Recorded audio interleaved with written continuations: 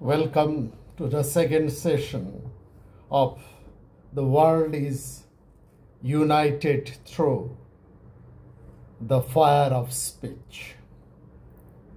এর দ্বিতীয় অধিবেশনের আপনাদের সবাইকে স্বাগত জানাই। আমরা আলোচনা করছি শব্দের উৎস এবং চিন্তার ঐক্য দর্শন। এটা নিয়ে আমাদের প্রথম সেশনে আমরা আলোচনা করেছি। সেখানে আমরা দেখেছি একই ভাষা ভিন্ন ভিন্নভাবে তা উচ্চারিত হচ্ছে, বিভিন্ন জায়গায় গিয়ে সেই শব্দের একটা পরিবর্তন ঘটে যাচ্ছে, কিন্তু অর্থ এবং ভাবনা একই থাকছে।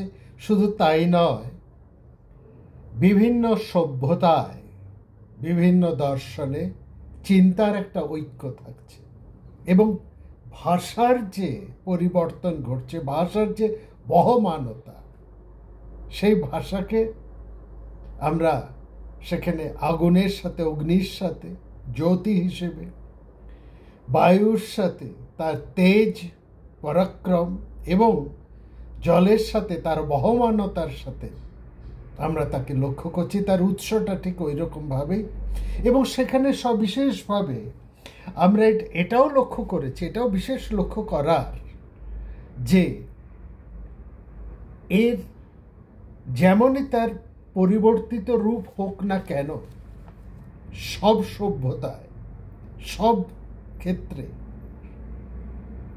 তার অন্তর্নিহিত অর্থ ভাবনা সেটা কিন্তু এক থাকছে, এবং সেটাই বিশেষ লক্ষ্য করার। এবং এই যে ভাষাকে সমস্ত সভ্যতায় সমস্ত ধর্মে তাকে ঈশ্বরের দান হিসেবে, একটা সুপ্রিম পাওয়ার হিসেবে তাকে বর্ণনা করা হয়েছে। এটা ভীষণ গুরুত্বপূর্ণ। এই ক্ষেত্রে সব ভাবনা, সব চিন্তার স্রোত এক থেকে, এটা বিশেষ লক্ষ্য করা। আর সেই জায়গায় আমরা দেখছি যে ভাষা মানুষকে এক করে রাখতে পারে, মানুষকে প্রচণ্ড শক্তিশালী করে তুলতে পারে। মানুষের সত্যি তো যা কিছু আন্তর্শক্তি, প্রাণ শক্তি, সেই জন্যই তো একে ব্রহ্মশক্তি বলা হয়েছে। ব্রহ্মশক্তি তো আর এমনি এমনি বলা হয়নি, তাই না? এই যে ব্রহ্মশক্তির যে পরিচয়, সেইখানে আমরা দেখছি যে বিভিন্ন বিচ্ছিন্নবাদী রাষ্ট্রশক্তি তাদের নিজ স্বার্থে পরস্পরের মধ্যে একটা ভেদ সৃষ্টি করে শাসন প্রতিষ্ঠা করে। সেখানে এই প্রতিবেশী, সহবাসী, সহবাস, সহকর্মী, সহোধ্যায়ী, এই সহ শব্দটাকেই তারা নির্মূল করতে চায়। সেখানে তারা নতুন ইতিহাস নির্মাণ করে, সত্যকে বিকৃত করে, মানুষে মানুষে ঘৃণা ছড়িয়ে পৃথক করে, যুদ্ধ বাঁধিয়ে, যুদ্ধের একটা বাতাবরণ, একটা ঘৃণার বাতাবরণ, একটা সংঘাতের বাতাবরণ তৈরি করে কৃত্রিমভাবে একটা দূরত্ব রচনা করে। যে বাক শক্তি মানুষকে কোন মহিমায় তুলে দিয়েছে, ঈশ্বরের মহিমায় মানুষকে প্রতিষ্ঠা করেছে। সত্যি ঈশ্বরের কল্পনা তো মানুষের। এই যে সুপ্রিম পাওয়ার, একটা চৈতন্য শক্তি, একটা কনসাসনেস, এই কনসাসনেসের কে ধরেছে, কারা অনুভব করেছে, কারা সেই কনসাসনেসের গুরুত্বটাকে উপলব্ধি করতে পেরেছে? মানুষ তো এই পৃথিবীতে প্রাণের মধ্যে একমাত্র মানুষই তো। এই জন্য তো মানুষ এই পৃথিবীর মধ্যে একটা প্রভুত্ব স্থাপন করতে পেরেছে। আর সব কিছুর উপরে, সবার উপরে মানুষ সত্য, এ কথাটাও যে বলতে পারে, সে তো মানুষই বলতে পারে, তাই না? সেখানে সহ অবস্থানে যে সহত্ব বোধ, এটাই তো ঈশ্বরত্ব। মানুষের মানবিকতা সহত্ব বোধের মধ্যেই প্রতিষ্ঠিত। এবং এই শক্তি মানুষ কোথার থেকে পেল? তার পাওয়ার অফ এক্সপ্রেশন থেকে, যেটা কোনো বৃক্ষ পারে না, অন্য কোনো প্রাণীর নেই। তাদের শব্দ থাকলেও, কিছু প্রাণী আছে যাদের শব্দ পর্যন্ত নেই, আর কিছু প্রাণী আছে তারা শব্দ উচ্চারণ করে, ওই শব্দের মধ্যে দিয়ে তারা একটা ইঙ্গিত, তারা তাদের ভাব বিনিময় করে। সেটা বড় সীমিত, বড় স্থূল। কিন্তু মানুষ, তার দুটি শক্তি, এক এই বাক শক্তি আর অসীম কল্পনা শক্তি। এই কল্পনা শক্তিকে রূপ দেয় সে বাক শক্তির মধ্যে দিয়ে, তার মনন শক্তি। বাক শক্তির উৎস হচ্ছে মনন শক্তির মধ্যে দিয়ে, মননাৎ মন্ত্র, তাই না? সেটা যখন নষ্ট হতে বসে, তার যখন দুরুপয়োগ ঘটে, তার থেকে বেদনার, এটা তার অভিশাপ। বাঘ যেমন তার আশীর্বাদ, তার দুরুপয়োগটা তার জীবনের অভিশাপ। আজকে আমরা কথা বলবো ভাষাকে নিয়ে, ল্যাঙ্গুয়েজকে নিয়ে। আগের দিন বলেছি শব্দকে নিয়ে, আজকে বলবো ভাষাকে নিয়ে। Language, speech, it's diffusion and acceptance, এটা নিয়ে আমরা আজকে কথা বলবো। এই পৃথিবীর নানা দেশে ছড়িয়ে পড়া যে সমস্ত গোষ্ঠীবদ্ধ মানুষেরা রয়েছেন, তাদের কাহিনীর ইতিহাস নিয়ে আমরা একটু কথা বলব। এই গোষ্ঠীভুক্ত মানুষরাই শতাব্দীর পর শতাব্দী ধরে সভ্যতার ধারাবাহিকতা দীর্ঘদিন বিকশিত করে তুলেছে। সেই বিকাশের ধারায় মানুষের মধ্যে ঐক্য এবং অনৈক্য একই সঙ্গে তৈরি হয়েছে। কত বৈশিষ্ট্য, বৈচিত্র্য, জাতিতে জাতিতে এক একটা জাতিকে অসাধারণ করে তুলেছে। মহাকালের আবর্তে তারা কখনো উঠেছে, কখনো ডুবেছে, কখনো আবার ভেসে উঠেছে। মনে হয় ইতিহাস কিছু নয়, ইতিহাস শুধু বিভিন্ন জাতিরই এক প্রকার ভুলে ভরা কথার কাহিনী। তারা মহাকালের বক্ষে ক্ষণিক অবভাস, অথচ তারা সত্য, ভীষণভাবে সত্য। তারা পরস্পরকে হিংসে করেছে, বিদ্বেষ করেছে, বিদ্রূপ করেছে, আবার দান করেছে, পরস্পর সহমর্মিতা দেখিয়েছে, সহবাসী হয়েছে, প্রতিদান নিয়েছে, প্রত্যাশা করেছে, কখনো আবার আশাভঙ্গে উদ্যত অহংকারে প্রত্যাঘাত করেছে। আজ এই ঘটনার আবৃত্তি এবং পুনরাবৃত্তি ঘটে চলেছে। মানুষের মনের গহনে কোনো পরিবর্তন নেই। সভ্যতার সঙ্গে ভদ্রতার ক্ষীণ সংযোগ থাকলেও সাধুতার, শুভবুদ্ধির, শুভ এসোনার অপরিহার্যতা নেই।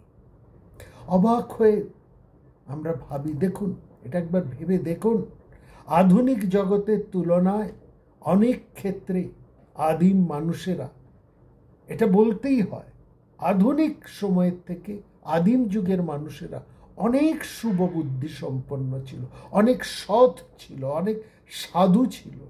সাধু নয়, সাধুতর ছিল। এটাই বাস্তব সত্য। বাস্তবের, শুধু বাস্তব সত্য নয়, বাস্তবের অন্তর্লীন মহাসত্য। আমরা এই ভূমণ্ডলের বিভিন্ন জাতি এবং প্রাচীন জাতিদের একটা ভাষার, একটা ভাবের পরিচয় আমরা দেব। তারপর আমরা আলোচনা করব তাদের পারস্পরিক একটা সংঘাতের ইতিহাস, প্রতিদ্বন্দ্বিতার কথা, ব্যবসা বাণিজ্যের কথা, সবশেষে আসবে ভাষার ক্ষেত্রে তাদের আদান প্রদান। দেখব কোথায় তাদের ঐক্য, কোথায় অনৈক্য, এবং ঐক্যের মূল সূত্র। মূল সূত্র খোঁজাটাই তো আমাদের কাজ, তাই না? সেখানে একটা ঐক্য, চিন্তার যে ঐক্য দর্শন, সেটা তো এই মূল সূত্রের মধ্যেই নিহিত। প্রথমেই পৃথিবীর যেগুলো হচ্ছে উৎকৃষ্ট, শ্রেষ্ঠ, তাদের পরিচয় দিই। এবং এখানে আর্যদের কথা আসে, কিন্তু মনে রাখবেন, আর্য একমাত্র উল্লেখযোগ্য গৌরবান্বিত নাম নয়। যারা আর্যতর বা আর্য সভ্যতা হতে প্রাচীনতম সভ্যতার গর্ব করতে পারে, তাদের সংখ্যাও কিন্তু নগণ্য নয়। এটা আমাদের জানতে হবে। এই যে বললাম, আধুনিক বা পরবর্তী সময়ে অনেক রাষ্ট্র নেতারা, রাষ্ট্র শক্তি, তারা নতুন করে ইতিহাস লেখার তাদের একটা ভয়ঙ্কর প্রবণতা দেখা যায়। তারা প্রাচীন সত্যকে, প্রাচীন ইতিহাসকে মানুষের মন থেকে ভুলিয়ে দিতে চায়, কিন্তু তা তো নয়। কেবল বিজয়ীর ইতিহাস থাকবে, বিজেতার ইতিহাস থাকবে না। কেবল বর্তমানের যুগোপযোগী শাসকের মনোমত ইতিহাস থাকবে, অথচ প্রাচীন ইতিহাস বলে কিছু থাকবে না, তা তো নয়। প্রাচীনকে অস্বীকার করে বর্তমানে বাস করা যায় না।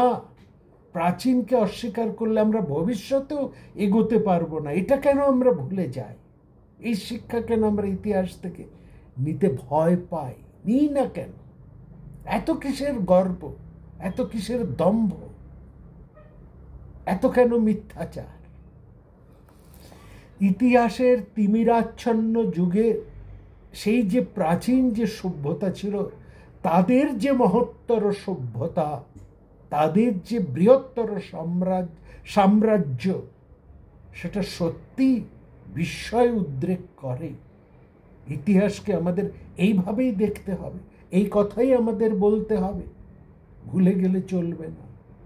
আমাদের একটু প্রয়াস করতে হবে, খুঁজতে হবে, জানতে হবে, পড়াশুনো করতে হবে। শেখানো বুলি চর্বিত চর্বণে মানুষের উন্নতি ঘটে না।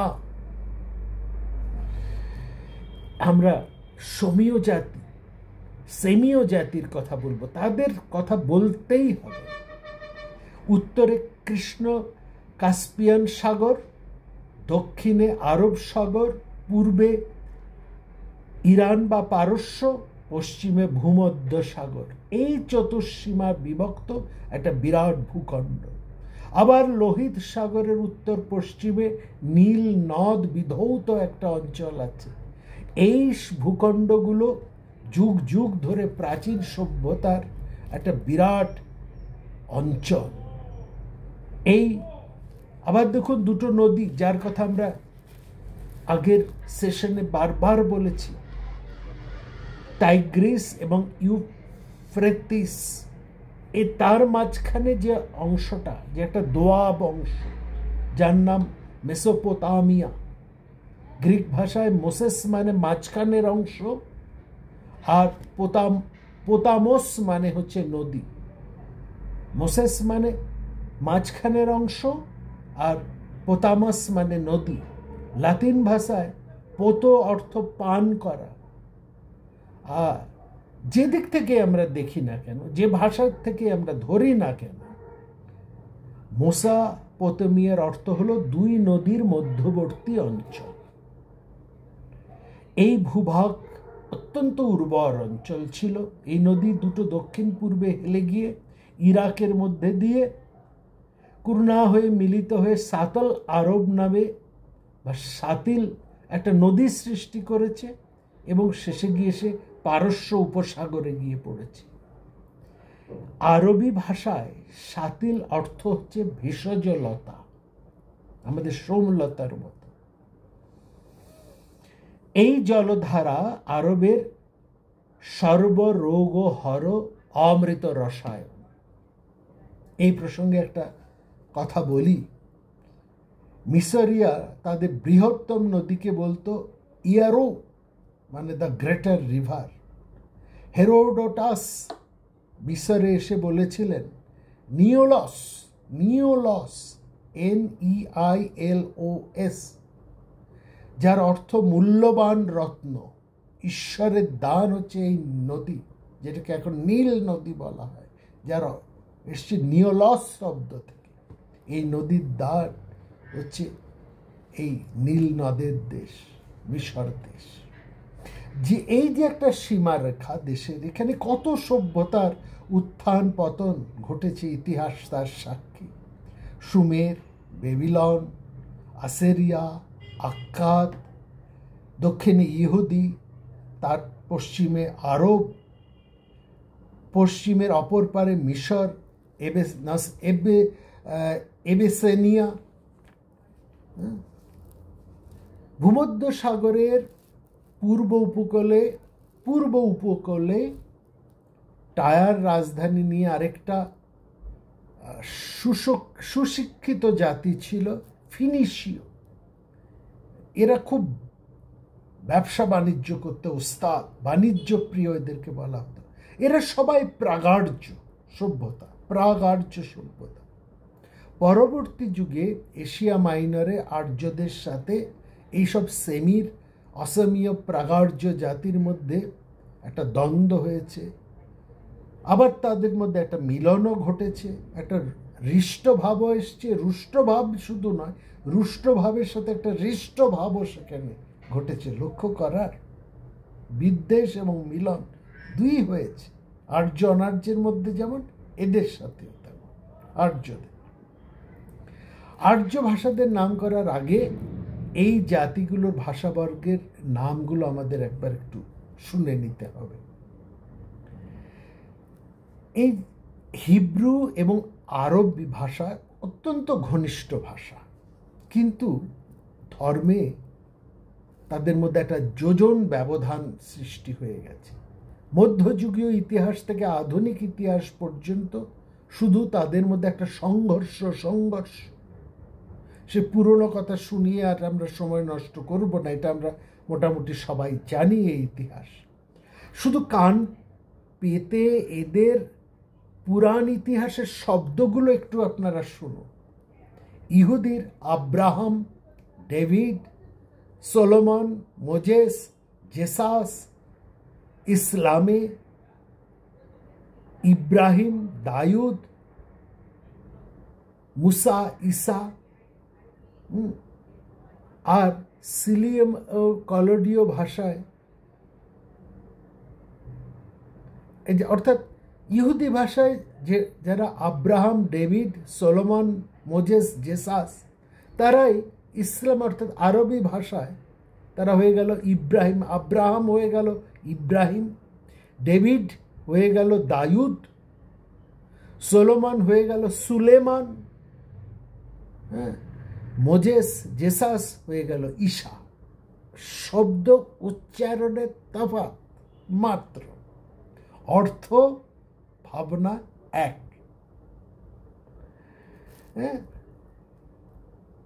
আবার দেখুন,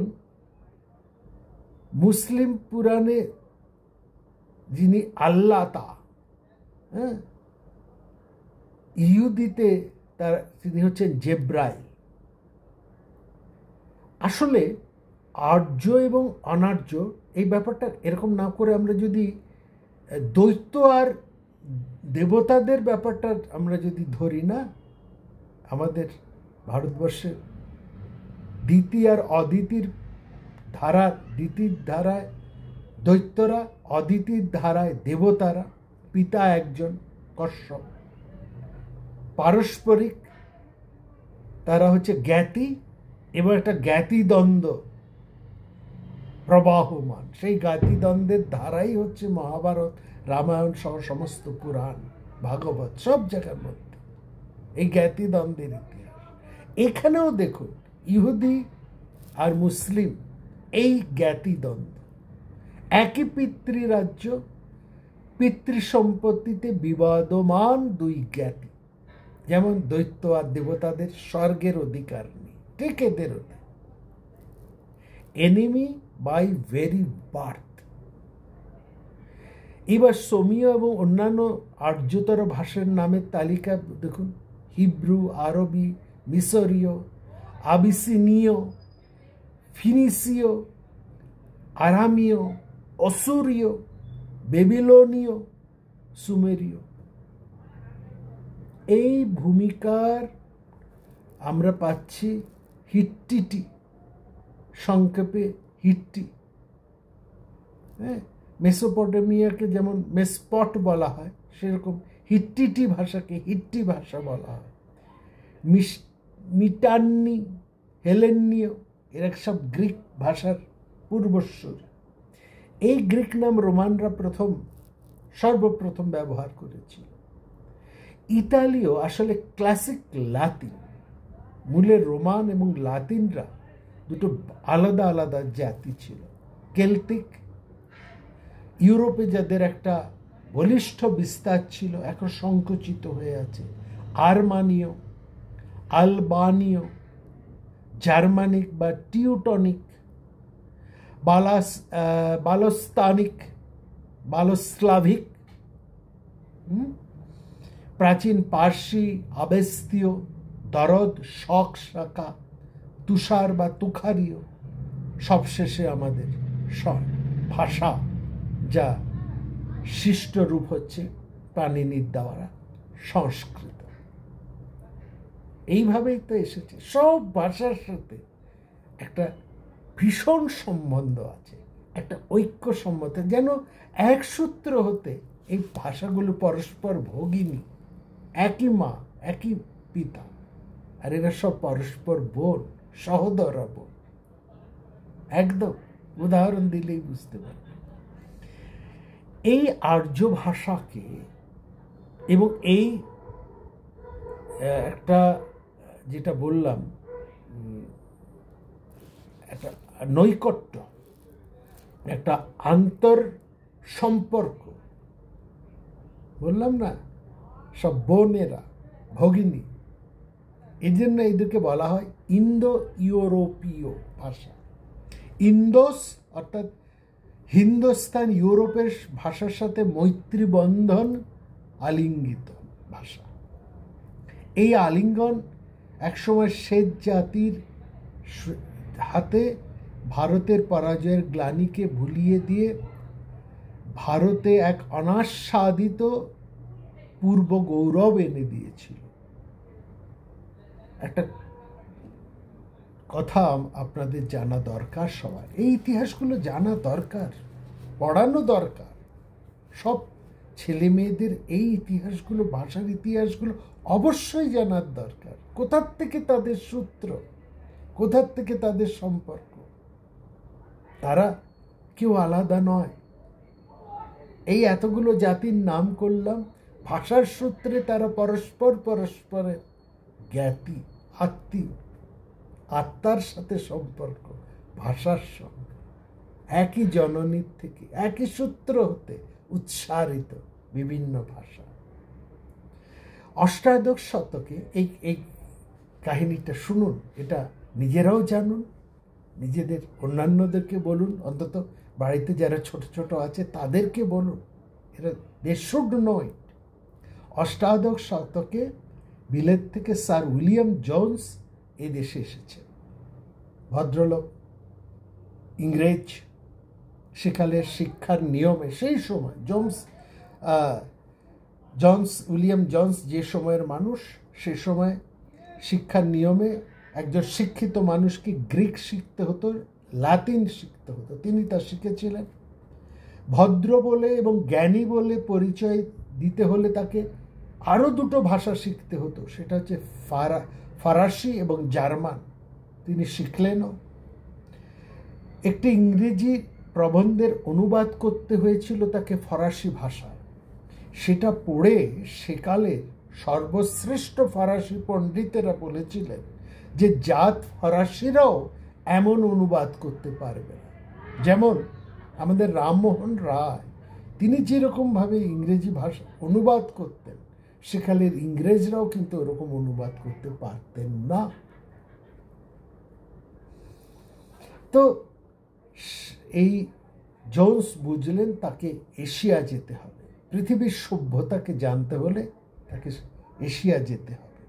তিনি এশিয়ায় এসে এশিয়া মহাদেশের সভ্যতাকে জানার জন্য আরো দুটো ভাষা তিনি শিখলেন, আরবি এবং ফার্সি বা পার্সি ভাষা। শেষে জোন্সকে আসতে হলো এই কলকাতায়, কারণ কলকাতা তখন ছিল ইংরেজদের সর্বোত্তম নগরী, রাজধানী। লন্ডনের পরের শহরই হচ্ছে কলকাতা। তিনি নিযুক্ত হলেন সুপ্রিম কোর্টের জজের পদে, জজ হিসেবে। কলকাতায় তখন ছিল সুপ্রিম কোর্ট, যেহেতু কলকাতা তখন ছিল রাজধানী, ভারতবর্ষের রাজধানী, অবিভক্ত বিশাল ভারতবর্ষের রাজধানী। ভালোই হলো, সুবিচারে আরবি পার্সি জ্ঞান তার জানতে হবে, কিন্তু আরেকটা ভাষাও তো তাকে জানতে হবে বিচার করতে হলে। হ্যাঁ, এটা তো হিন্দুস্থানের ভাষা, সংস্কৃত না জানলে। এই যে আমাদের হিন্দুদের দুটো সম্পত্তি ভাগের যে আইন আছে, একটা দায় ভাগ আর একটা মিতাক্ষরা, এই দুটো না জানলে বিচার করবেন কি করে? ফার্সি, আরবি এসব তো জানতেই হবে, সেই সঙ্গে জানতে হবে তাকে সংস্কৃত, দেশের আইন জানতে হলে, বুঝতে হলে। তখন আমাদের সম্পত্তি ভাগ হতো দুটো, উত্তর ভারত আর দক্ষিণ ভারতে। যদি আমরা টোটাল ভারতবর্ষটাকে ভাগ করি, দক্ষিণ ভারতে সেখানে চলছে মিতাক্ষরা, উত্তর ভারতে চলছে দায় ভাগ। তো শেখার ব্যাপারে জোন্স সাহেবের এতটুকু শিথিলতা নেই, এতটুকু আলস্য নেই। কিন্তু কোনো ব্যাপার হলো, কোনো ব্রাহ্মণ তো এই গোখাদক বংশধরকে সংস্কৃত পড়াবেন না। অনেক কষ্টে, অনেক সাধ্য সাধনা করে, টাকা পয়সার লোভ দেখিয়ে একজন বৈদ্য পণ্ডিত তার জুটল। এই বৈদ্য পণ্ডিত তাকে পড়িয়ে গঙ্গা স্নান করে সংস্পর্শ দোষ হয়ে বাড়ি ফিরতে, এটা শোনা কথা। তবে যা রটে তার খানিকটা তো বটেই। তার নিরলস পরিশ্রম, জোন্স সাহেবের নিরলস পরিশ্রমের একটা প্রবাদ আছে। কি পরিমাণ তিনি পরিশ্রম করতে পারতেন সে সম্পর্কে, তার সম্পর্কে বলা হয় তিনি আইন পড়তেন 7 ঘন্টা, আইন পড়তেন 7 ঘন্টা, ঘুমোতেন 7 ঘন্টা, সাথে সাথে 14, আর বাকি 10 ঘন্টা নিরলস, কোনো ছুটি বিশ্রাম না নিয়ে একটানা কাজ, কেবলই কাজ। তার সম্পর্কে বলা হতো 7 hours to laws, to soothing slumber 7, 10 to the world allot, and all to heaven. এমন না হলে জোন্স সাহেব এত ভারত বেত্তা কি করে হয়ে ওঠেন? এত মাত্র 48 বছর তিনি বেঁচে ছিলেন। তিনি প্রতিষ্ঠা করেছিলেন কলকাতার রয়্যাল এশিয়াটিক সোসাইটি, পার্ক স্ট্রিটের মোড়ে এখনো যা সমহিমায় রয়েছে। ইনি ছিলেন পাশ্চাত্য দেশে প্রাচ্যবিদ্যা সম্প্রসারণে এক ভগীরথ, পাশ্চাত্য দেশের ভগীরথ। তিনি প্রাচ্যবিদ্যার সম্প্রসারণ করেছিলেন পাশ্চাত্যে। তিনি লক্ষ্য করেছিলেন ইউরোপের ভাষার সাথে প্রাচ্য ভাষা সংস্কৃতের কোথায় যেন একটা যোগসূত্র বর্তমান। এই যে কম্পারেটিভ লিটারেচার এখন পড়ানো হয়, আমাদের কলকাতার যাদবপুর যার অন্যতম একটা পথপ্রদর্শক, এবং এখন ভারতবর্ষের বিভিন্ন জায়গায় পড়ানো হয়, পৃথিবীর বিভিন্ন জায়গায়। এই কম্পারেটিভ লিটারেচার বা কম্পারেটিভ স্টাডিজ এর জনক হচ্ছেন স্যার জন। তিনি সংস্কৃত ভাষার আভিজাত্যে মুগ্ধ হয়ে যা বলেছেন সেটা আমরা উল্লেখ না করে থাকতে পারি না। তিনি বলছেন, the Sanskrit language, whatever be its antiquity, is a language of wonderful structure. Wonderful structure, more perfect than the Greek, more copious than the Latin, and more exquisitely refined than either, yet bearing to both a stronger affinity, both in the roots of verbs and in the forms of grammar, than could have been produced by accident. তিনি জোর দিয়ে বলেছিলেন প্রত্যেক ভাষাতাত্ত্বিক এটা বিশ্বাস করবে, মানতেই হবে প্রত্যেক ভাষাতাত্ত্বিক, যে সব ভাষা হারিয়ে যাওয়ার সূত্রে কোনো মূল ভাষার সাথে জড়িয়ে আছে। অর্থাৎ প্রত্যেক ভাষা যা আছে বর্তমান আর যা হারিয়ে গেছে সেটা কোনো একটা মূল সূত্র হতে উৎসারিত। তিনি বুঝতে পেরেছিলেন গথিক কেল্টিক ভাষাও এই সংস্কৃতের সাথে সূত্রিত। দেখুন, ইংরেজিতে মাদার, ফাদার, জার্মানিতে ভেতার, মাটার, ফাদার, জার্মানিতে ভেতার, মাদার, মাটার, ফরাসিতে পেরি, মেরি, আরমানিতে হেয়ার, মেয়ার, সংস্কৃতে পিতর, মাতর। একটা যোগসূত্র আছে, উচ্চারণের পার্থক্য। সে তো আমাদের রাজ্যের মধ্যেও রয়েছে। এক রাজ্যের মধ্যে বিভিন্ন জেলা, ডিস্ট্রিক্টে ভাষা আলাদা আলাদা হয়ে যায় নাকি?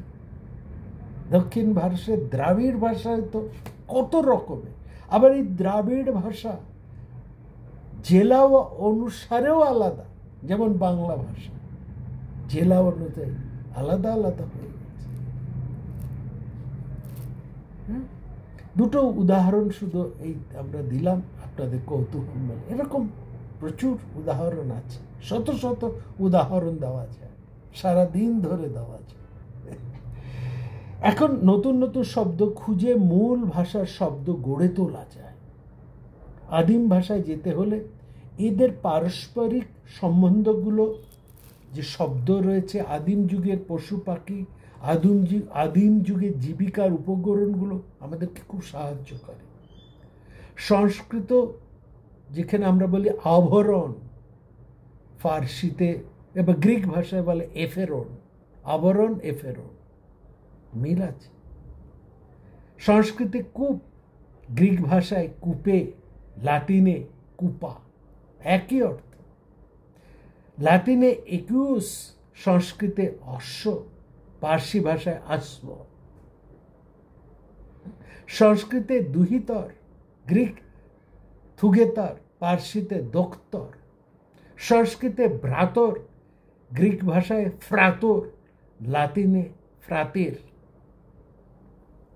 একই তো, খালি একটু একটু আলাদা। সংস্কৃতে ভ্রাতর, পার্সিতে বেরাদর, ইংরেজিতে ব্রাদার। এইরকম তো অজস্র জিনিস রয়েছে। সেরকম এই যে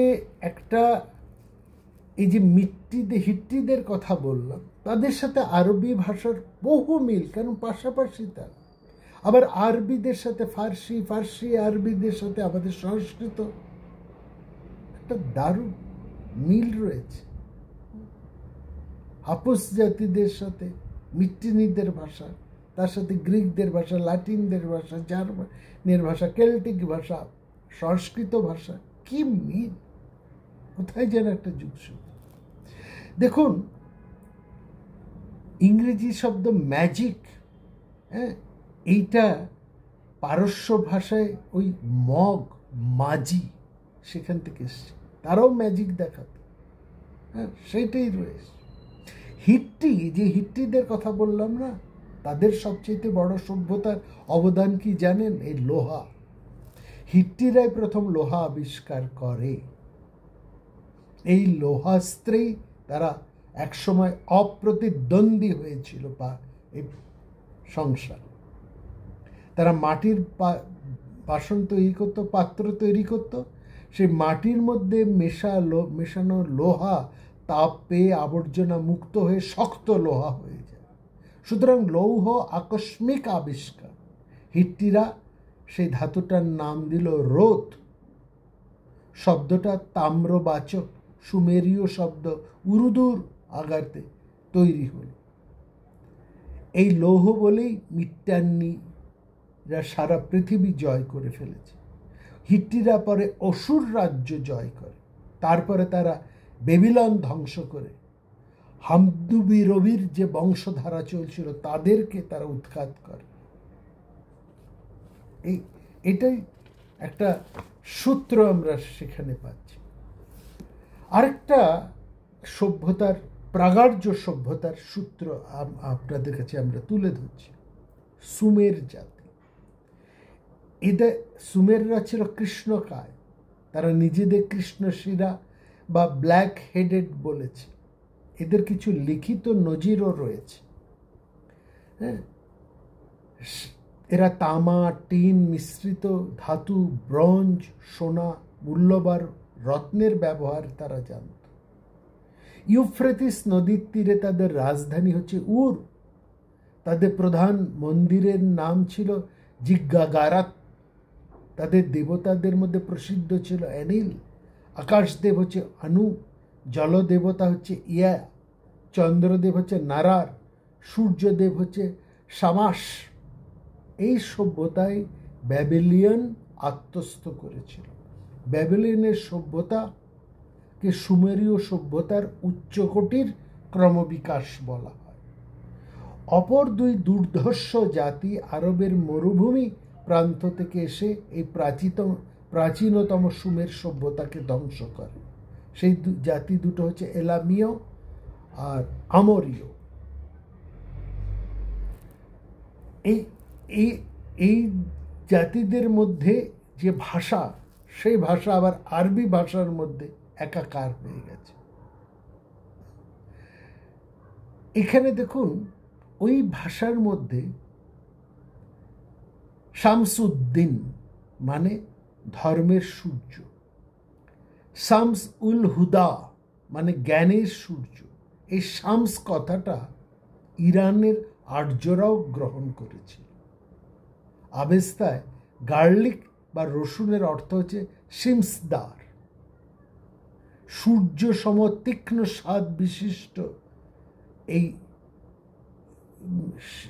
রসুনকে বোঝাবার জন্য, এই ভেষজটাকে বোঝাবার জন্য তারা ওই সূর্যের উপমা ব্যবহার করেছিল।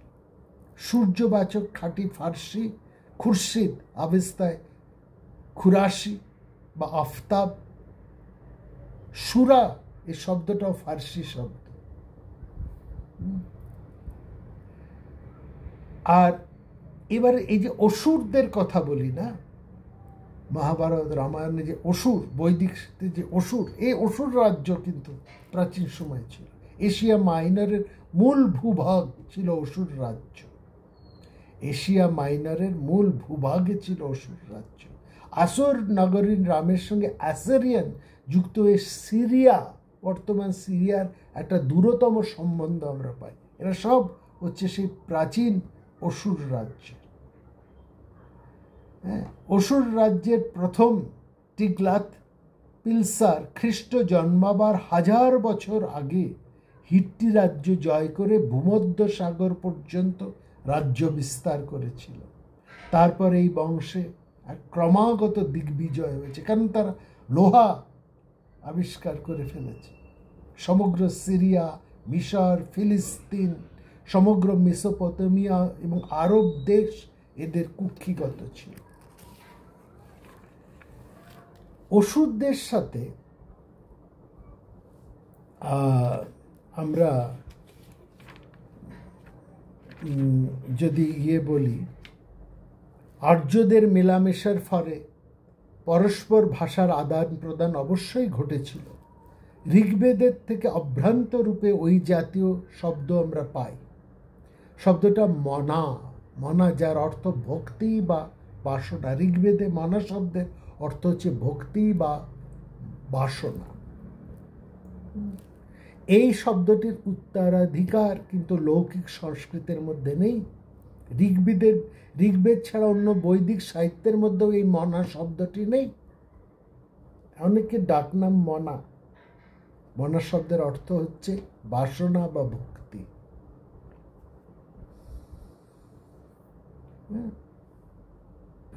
শুধু শব্দটি শুক্ল যজুর্বেদের মধ্যে আমরা পাই, যেন পদ ভুলে চলে এসেছে।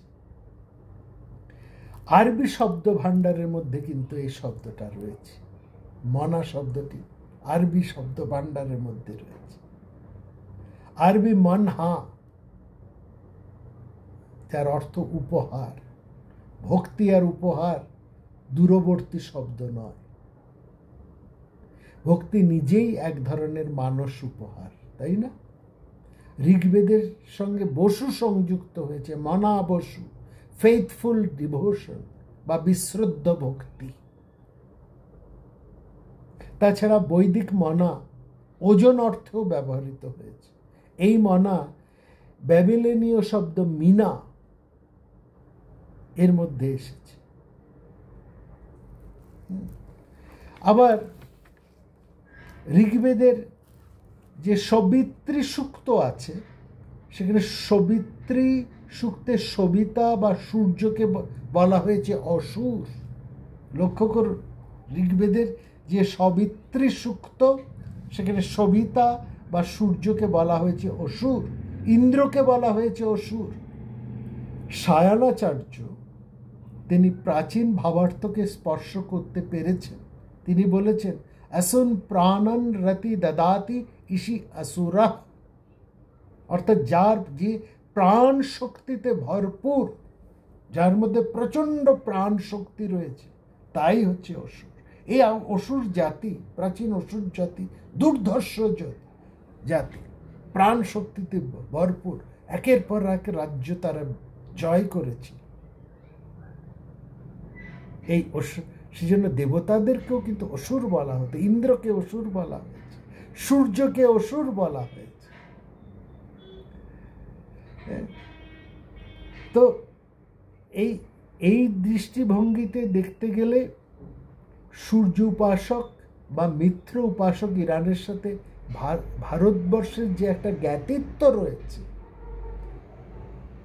একই সূত্র থেকে ইরান এবং ভারতবর্ষের সভ্যতা, একই জ্ঞাতি, এটা বোঝা যায়। অগ্নি উপাসক, সূর্য উপাসক, প্রাণ শক্তির উপাসক, এইসব অসুর ভাবনা, সূর্য ভাবনা, অগ্নি ভাবনা। ভারতবর্ষে পরবর্তী সময়ে অসুর ভাবনা এলো। সুর মানে অসুর, সেটা সুরোদ্দেশী। এই অসুর কিন্তু প্রাণপ্রদ, এই ভাব বাচ্চে না, একেবারে অর্থটা সেখানে আলাদা হয়ে গেল, একদম সম্পূর্ণ সেখানে আলাদা হয়ে গেছে। তো অসুরদের কথা তো আমরা বলছি, অসুর রাজ্য এশিয়া মাইনরের মূল ভূভাগে ছিল, আমরা সেখানে বলেছি। অসুরদের প্রথম অভ্যুদয়ের সময়টা মহাভারতের যুগেই মনে হয়। একটা অসুর বা দানব কাহিনী মহাভারতের সভা পর্বের মধ্যে রয়েছে। খাণ্ডব বন দাহের সময় ময় দানব কৃষ্ণ অর্জুনের শরণাপন্ন হন। কৃষ্ণ তো তাকে সাবার করে দিতেই চেয়েছিলেন। ময় দানব খুব বুদ্ধিমান, তিনি কৃষ্ণ অর্জুনকে এটা বোঝাতে সক্ষম হলেন যে আমি যদি মরি, তো আমি সেই যে আমাদের শ্যামা সঙ্গীতে আছে না, যদি আমি মরি হে ভব সুন্দরী, শ্যামা নাম আর কেউ লবে না। ঠিক তিনিও এই ময়দানব ও কৃষ্ণ অর্জুনকে এটা বোঝাতে সক্ষম হয়েছিলেন যে আমি মরলে যা আমি করে দিতে চাই তার আর কেউ করতে পারবে না। ইঙ্গিতটা খুব সুস্পষ্ট। তখন কৃষ্ণের নির্দেশে ময়দানব যুধিষ্ঠিরের সেই বিশাল সভাগৃহ তৈরি করে দিয়েছিলেন, যেই সভাগৃহ এত চমৎকার, এত অনন্য, যেটা মহাভারতের পরবর্তীকালে মহাভারতের মহাযুদ্ধের অন্যতম ইন্ধনও বটে। সেখানে যদি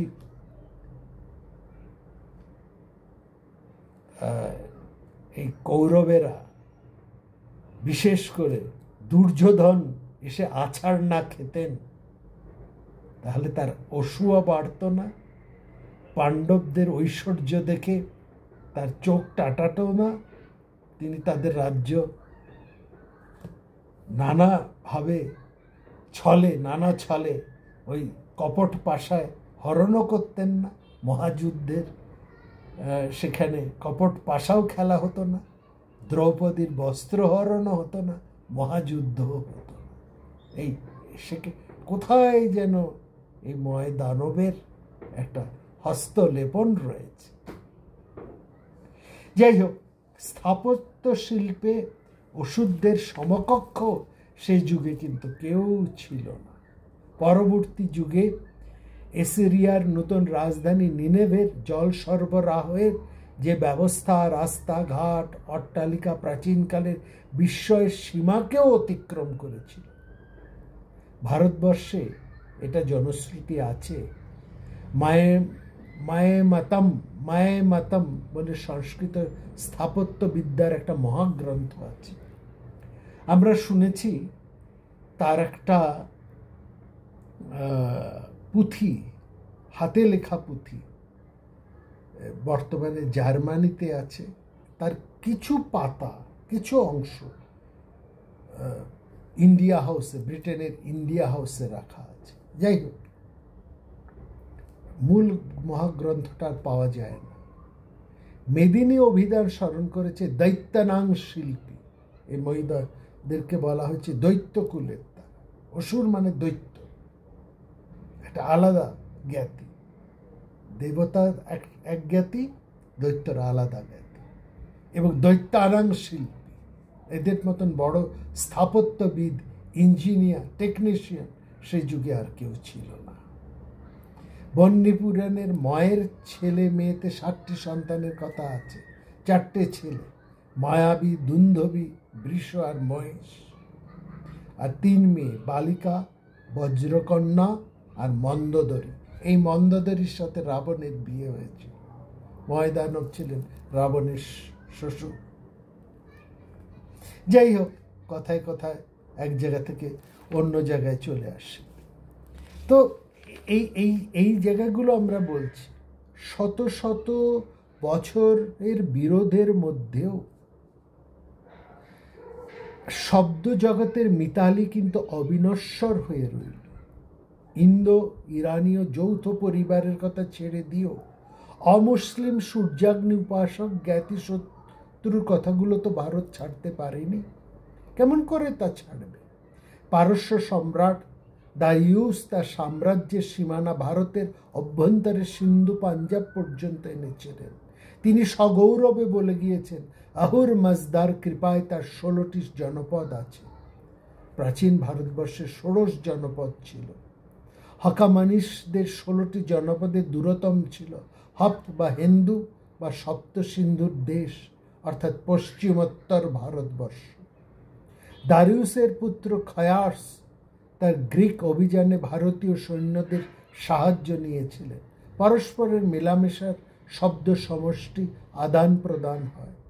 পার্সি ভাষায় ভাষার 3টি পর্যায় আছে। যারা ফার্সি ভাষার বিশেষজ্ঞ তারা এটা খুব ভালো করে জানেন।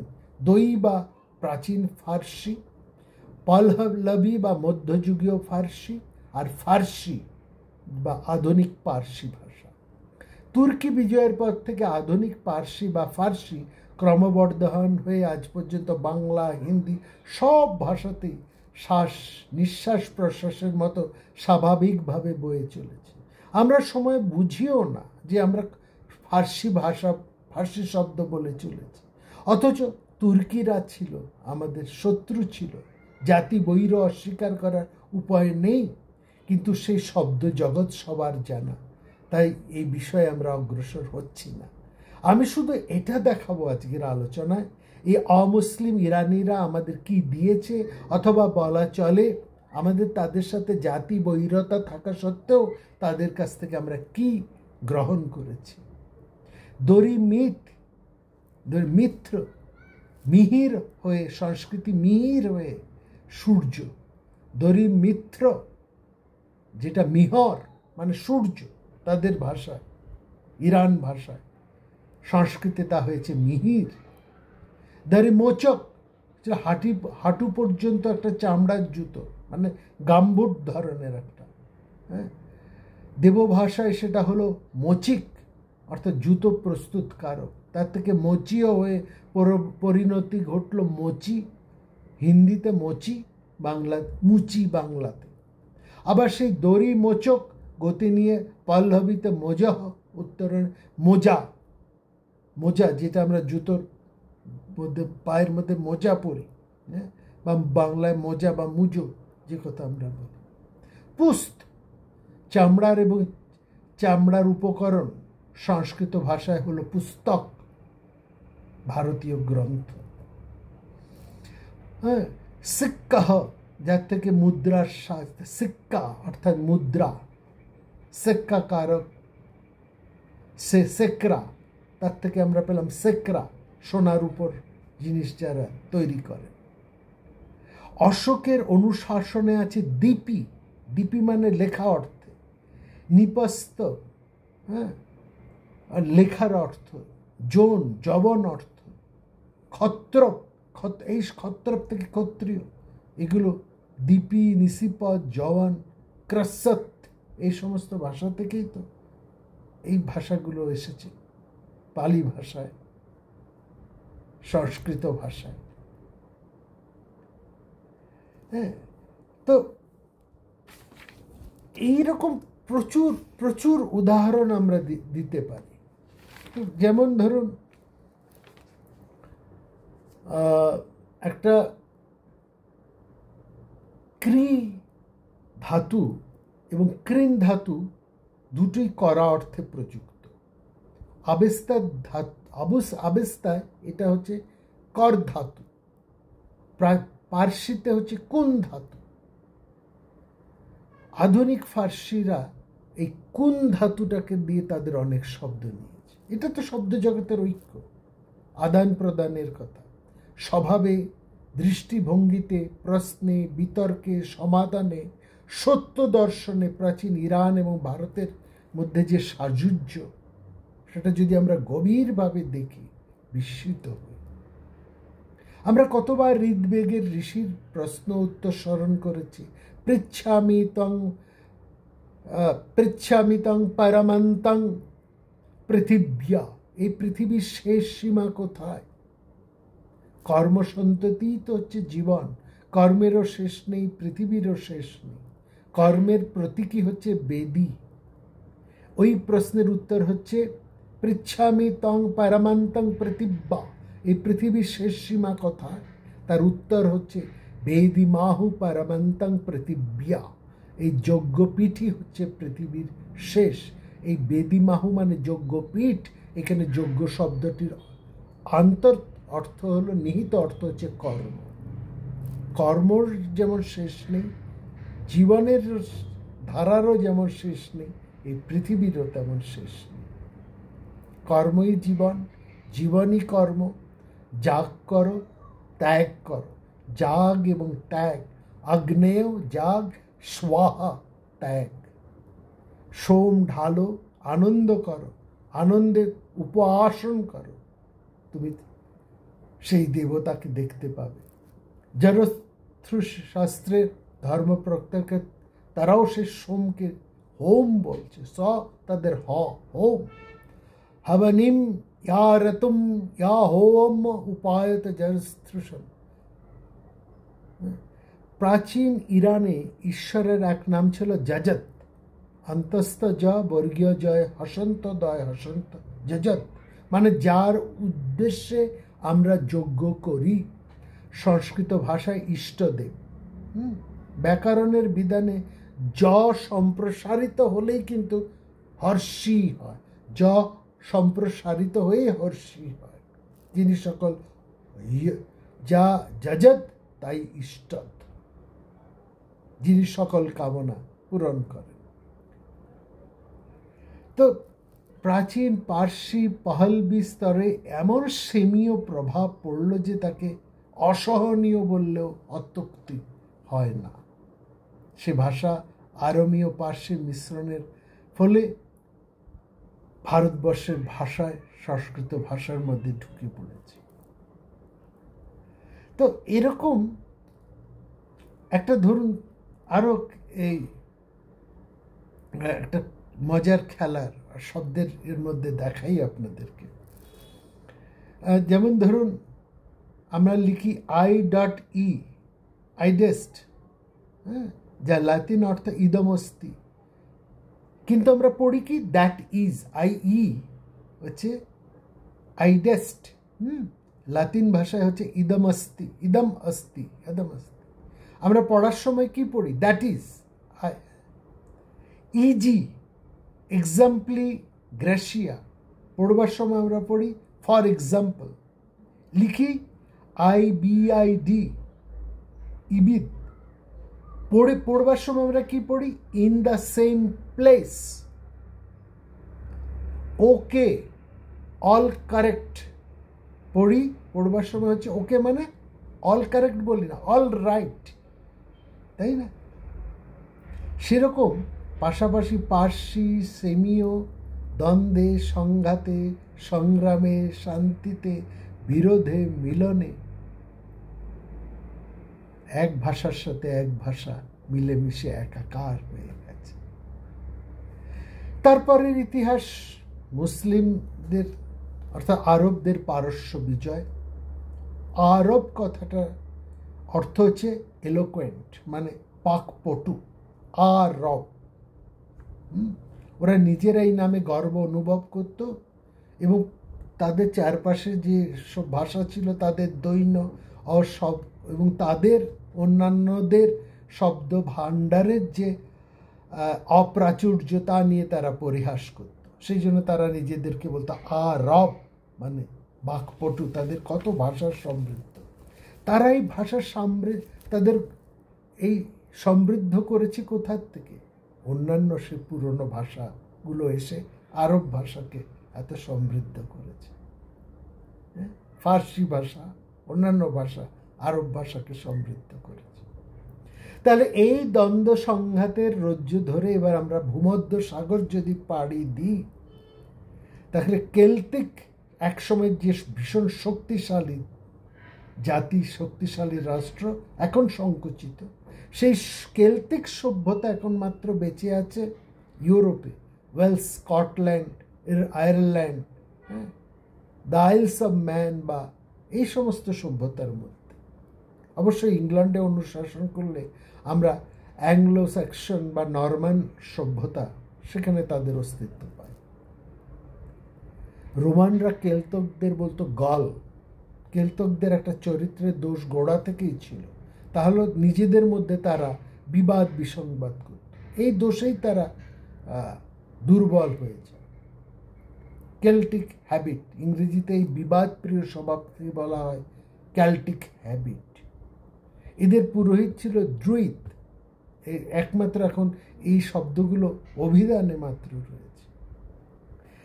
তো কেল্টিক শব্দ যা এক সময় এত সমৃদ্ধ শব্দ ছিল, তাদের এত দুর্গতি কেন হলো? সিজারের হাতে শেষ নিগ্রহের পর কেলরা আচরণে রোমান হয়ে গেল এবং ওদের ভাষাগুলো রোমান ভাষার মধ্যে এবং কিছু ইংরেজি ভাষার মধ্যে ঢুকে তারা ওই ভাষার কিছুটা নিয়ে বসে আছে। ইংরেজ ফরাসির দ্বন্দ্বের ইতিহাসও বিচিত্র একটা ইতিহাস। আইভ্যানহো যারা পড়েছেন তারা জানে স্কট বিদূষক ওয়াম্বার মুখে বসিয়েছেন জীবন্ত প্রাণীগুলো হচ্ছে ox, sheep, calf, swine, deer, এইসব ইংরেজ পত্র। কিন্তু খাদ্য পাত্রে উঠলেই সেগুলো সব ফরাসি হয়ে যায়।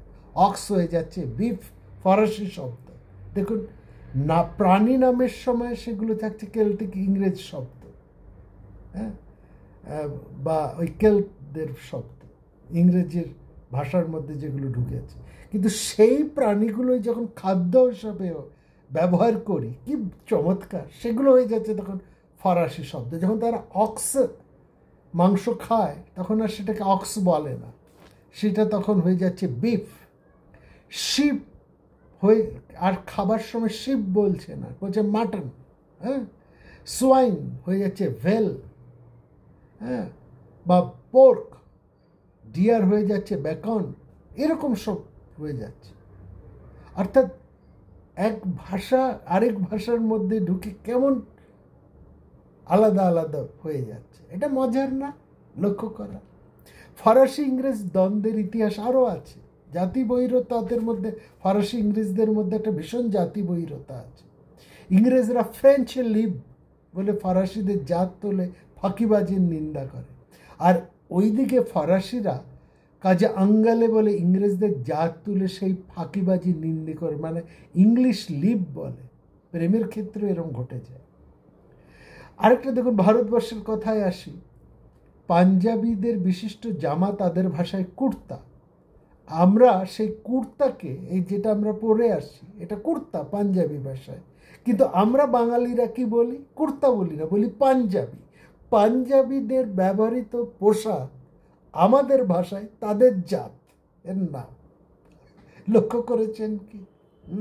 আবার পাঞ্জাবিরা ধুতির নাম বলেছে বাঙালি, পাঞ্জাবিরা ধুতিকে বলে বাঙালি। হ্যাঁ, রসিকতা। অন্যেরা বলে ধৌতি, পাঞ্জাবিরা বলে বাঙালি। যেমন বাঙালিরা কুর্তাকে বলে পাঞ্জাবি, পাঞ্জাবিরা শোধ নিয়েছে ধুতিকে বাঙালি বলে। তো এইরকম সংঘর্ষ সম্প্রীতির ইতিহাস দীর্ঘ করেই আমরা কি চলেছি আজকের আলোচনায়। ভারতের ছেলে বিজয় সিংহ হেলায় লঙ্কা করিল জয়। আমরা এই সত্যেন্দ্রনাথের কবিতার চরণটাকে একটুখানি ঘুরিয়ে যদি দিই, তাহলে রাঢ় শুম্ভ থেকে লঙ্কায় গিয়েছিলেন না লাট সৌরাষ্ট্র থেকে নিয়ে গিয়েছিলেন, এই নিয়ে পণ্ডিতদের মধ্যে একটা তুমুল বিতণ্ডা আছে। তো ধর্মের জন্য ভারতীয় ভাষা আবার নতুন করে সিংহলি বা আধুনিক সিংহল শ্রীলঙ্কা, সেখানে আরেকটা নতুন রূপ পেয়েছে। মহেন্দ্র এবং সংঘমিত্রা সিংহলে গেছেন। ইৎসিন ফাহিয়ান হিউয়েন তাং সাং ভারত এসেছেন। মার্কো পোলোর চীন দেশে গিয়ে স্বয়ং কুবলাই খাঁর সামনে উপস্থিত হয়েছেন। বৌদ্ধ সন্ন্যাসী মহান আচার্য দীপঙ্কর শ্রীগান অতীশ, তিনি ভারত থেকে তিব্বত মহাসমারোহে উপস্থিত হয়েছেন। এর মধ্যে কোনো বিরোধের নামগন্ধ নেই। দিগ্বিজয়ী সমুদ্রগুপ্ত, যিনি শক কুষাণ মরুদ্র প্রাধান্যে সৌজন্য সেবা লাভ করেছিলেন, এবং সিংহল রাজ মেঘবর্মা যে তাকে উপঢৌকন পাঠিয়ে বুদ্ধগয়া একটা বুদ্ধ মন্দির নির্মাণের জন্য যে অনুমতি পেয়েছিলেন, তার তো পাথরের প্রমাণ রয়েছে। লিপি ভাষা দৈবপুত্র শাহী শাহানুশাহী সকা মরুদ্র সিংহলি, বেশ কৌতুকবহ। শক কুষাণ সিংহলি মাত্র নয়, এই সময় ভারতীয় রাজারা দেবপুত্র উপাধি নিতে ভালোবাসতেন। অশোক যেমন নামের উপসর্গ রূপে গ্রহণ করেছিলেন দেবানাং প্রিয় প্রিয়দর্শী। মুরুদ্দ শব্দটি প্রধান অর্থে চিপ, চীনা শব্দ বাং এর রীতিতে গৃহীত। ভিনসেন্ট স্মিথ সেটা বলেছেন। আবার চীনীয় রীতি অধিপতিকে স্বর্গের পুত্র বলা হয়, সংস্কৃতে বলা হয় দৈবপুত্র। শাহানশাহ পার্সি ঢং, লোক সংস্কৃতে বলে শাহানাং শাহ, আরব ভাষায় বলা হয় মালকান মালকাহ। আচ্ছা, একটু গ্রিকদের কথায় আসি, একটু ফিরে আসি গ্রিকদের। আলেকজান্ডারের ভারত আক্রমণের অনেক আগে থেকে গ্রিকদের সাথে ভারতবর্ষের একটা সম্পর্ক ছিল। সেখানে ভারতীয় সৈন্যরা গ্রিক দেশের মধ্যে গেছেন, গ্রিকরা ভারতবর্ষে এসেছেন। আলেকজান্ডারের আংশিক ভারত জয়, আবার সংগ্রাম, সেলিউকাস, মৌর্য চন্দ্রগুপ্ত, তারপরে সন্ধি মিলন, রাজ পরিবারের বিবাহ ব্যাপারটা সেখানে রয়েছে। আমরা প্রসঙ্গ বহির্ভূত বিষয়ে যাব না। রাষ্ট্রদূত মেগাস্থানিসের দলিল নষ্ট হলো, তার দলিলের প্রসঙ্গ কিন্তু রয়েছে সেখানে। সেখানে মেগাস্থানিসের পরে ম্যাক্স পাটলিপুত্র গ্রিক দূত রূপে এসেছে।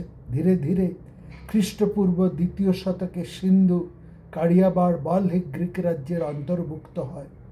গ্রিক রাজ মিনান্দার বৌদ্ধ সন্ন্যাসী নাগসেনের কাছে বৌদ্ধ ধর্ম গ্রহণ করেন। এই যুগের অনেক আগে প্রাক খ্রিস্টীয় 5ম শতাব্দীতে একজন ভারতীয় দার্শনিক সোক্রেতিসের সাথে দার্শনিক বিষয়ে আলোচনা করতে যান। বিদ্বেষের কাহিনীও সেখানে রয়েছে।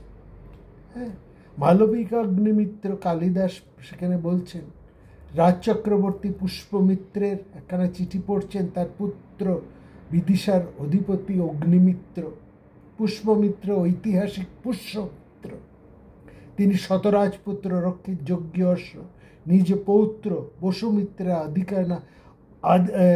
অধিনায়কত্বে ছেড়ে দিয়েছিলেন এবং তাদের মধ্যে একটা যুদ্ধ হয়েছিল। এই সমস্ত জিনিসগুলো রয়েছে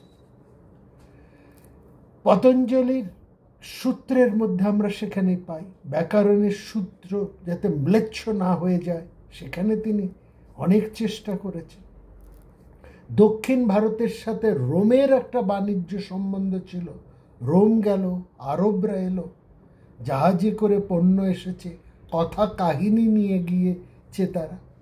বাণিজ্য পণ্যের সাথে ভাষার আদান প্রদান হয়েছে, ব্যাকরণের আদান প্রদান হয়েছে। নৈয়ায়িকরা সেখানে এসেছেন। তারা বলেছেন যা দিয়ে সব শব্দ বুঝতে চাই, যা দিয়ে আমরা অন্য দেশের সংস্কৃতিকে বুঝতে চাই, অন্যের মনোভাবকে বুঝতে চাই, অন্যকে বুঝতে চাই, নিজেকে প্রকাশ করতে চাই, সেটাই তো শব্দ শক্তি। তাহলে শব্দের মানে অর্থাৎ ব্যাকরণ, অভিধান, আপ্তবাক্য বড় মানুষের ইচ্ছে দিয়ে এবং মানুষের ব্যবহার দিয়ে সেখানে তৈরি। শক্তিগ্রহ ব্যাকরণ মান কুশব্দ ব্যাখ্যাত ব্যবহারতশ্চ। কুমারিল ভট্টের মতন দার্শনিক পণ্ডিত তিনি পিক কথাটি কিন্তু নিয়েছেন, কথাটি ল্যাটিন পিকা শব্দ থেকে। এরকম অনেক পণ্ডিতদের মধ্যে একটা শব্দের কথার আদান প্রদান হয়েছে, বহু সংস্কৃতি রয়েছে। হ্যাঁ, সেখানে এরকম উদাহরণ প্রচুর দেওয়া যায়। এতে আমাদের এই আলোচনা দীর্ঘ হয়ে যাবে। অর্থাৎ এই দুদিনের আলোচনার মধ্যে থেকে আমরা এটাই প্রতিপন্ন করতে চাইছি, শব্দ থেকে অর্থ সংযুক্ত হয়ে এবং বুদ্ধি, শব্দ, অর্থ এবং বুদ্ধিটা থাকতে হবে, প্রজ্ঞাটা অবশ্যই থাকতে হবে। নাহলে শব্দ অর্থ থাকলেই কিন্তু অন্যের হৃদয় বোঝা যায় না, নিজেকেও সঠিকভাবে প্রকাশ করা যায় না। প্রজ্ঞার গুরুত্বটা রাখতে হবে। আর প্রজ্ঞা শক্তি থাকলে অনেক বিরোধ থেকে নিজেকে বাঁচানো যায়, নিজেকে রক্ষা করা যায়, অন্যের হাত থেকেও নিজেকে রক্ষা করা যায়। বিদ্বেষের বাতাবরণ রোখা যায়, ঘৃণার বাতাবরণকে নষ্ট করা যায়, অন্যকে সহৃদয় গ্রহণ করা যায়, অন্যের দ্বারা প্রভাবিত হয়ে ওঠা যায় না। অন্য কেউ এসে সহজে আমাকে ভুল বুঝিয়ে তার স্বার্থ পূরণের পুতুল মাত্রে ব্যবহার করতে পারবে না। যদি আমরা আমাদের মানুষের এটাই তো সবচেয়ে বড় দুটো শক্তি, গত দিন বলেছি, একটা তার বাক শক্তি, এই ভাষা, আর একটা তার প্রজ্ঞা শক্তি, তার ইন্টেলিজেন্স। কারণ এই চৈতন্য শক্তি তো মানুষের মধ্যেই সবচেয়ে বেশি। এই চৈতন্যই তো তার প্রজ্ঞা শক্তি, তার প্রকাশ শক্তি, তার জ্ঞান শক্তি, তার স্থিতি। এটাকে সে যদি বিক্রয় না করে, নষ্ট না করে, তার চর্চা যদি সে চালিয়ে যায়, তাহলে তার বোধ শক্তি দিয়ে সে কোনটা ঠিক আর কোনটা ব্যাঠিক সেটা সে বুঝতে পারে, যা দিয়ে সে মিত্রতার বন্ধনে সারা পৃথিবীকে বসুধৈব কুটুম্বকম করে তুলতে পারে। এবং এর মধ্যে কোনো স্বার্থ ভাবনা নেই, পুরোপুরি মানবিক ভাবনা থাকে। আর এই যে ঈশ্বরত্ব, এই যে মানবিকত্ব, এই যে মহত্ব, সব কিছুই কিন্তু বাক শক্তির দ্বারা আলম্বিত, প্রকাশিত, প্রস্ফুটিত। এটা বুঝতে হবে এখানে। সেই জন্যে এই বাক শক্তিকেই বলা হয়েছে বজ্র শক্তি, অগ্নিশক্তি, বায়ু শক্তি, জলশক্তি বা মার্তণ্ড শক্তি, তার ব্রহ্ম শক্তি, আত্মশক্তি। এই শক্তি দিয়েই সে সমগ্র পৃথিবীকে জয় করতে পারে। কথা দিয়েই একজন মানুষ অন্য মানুষের হৃদয় জয় করতে পারে, মুমূর্ষুকে বাঁচিয়ে তুলতে পারে। আবার কথার শলাকা দিয়ে এক জলজ্যান্ত মানুষকে তার রিপু শত্রু করে তুলতে পারে। মানুষ সব ব্যবহার ভুলে যায়, কিন্তু কথার দ্বারা যে অপমানিত এটাকে মানুষ ভুলতে পারে না। যুগ যুগ ধরে সে সঞ্চিত যন্ত্রণাকে লালন করে তার প্রতিশোধ সে নেয়, এ জন্মে না হলে পরজন্মে, এরকম একটা থাকে। সাবধান, এই শব্দকে এই জন্যেই অগ্নির সাথে তুলনা করা হয়েছে, এই জন্য একে ব্রহ্মশক্তি বলা হয়েছে। একটা বিশাল আশীর্বাদ আমাদের এই শব্দ শক্তি।